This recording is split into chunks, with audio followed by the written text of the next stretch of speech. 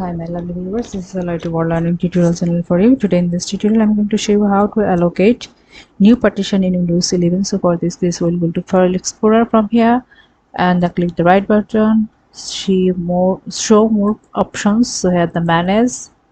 So when you click the manage thing, we will enter that storage or computer management system. So here the storage, and we'll click the disk management.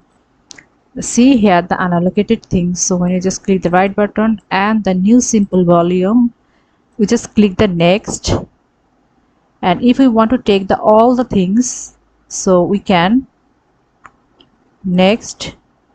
So from here you can give any kinds of name. So I have D, E, D, E, C as well as a C. So we will take the things F. So if we want to mount in the following system, so also we can.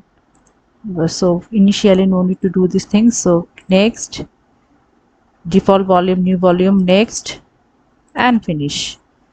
See, the whole system has been taken the new volume F, which has been mounted NTFS, and here the basic disk partition, which is called. So in this way we can allocate the new volume or new partitions in this way. Thank you so much for watching this video. Please subscribe this channel. Hopefully this tutorial will help you so much.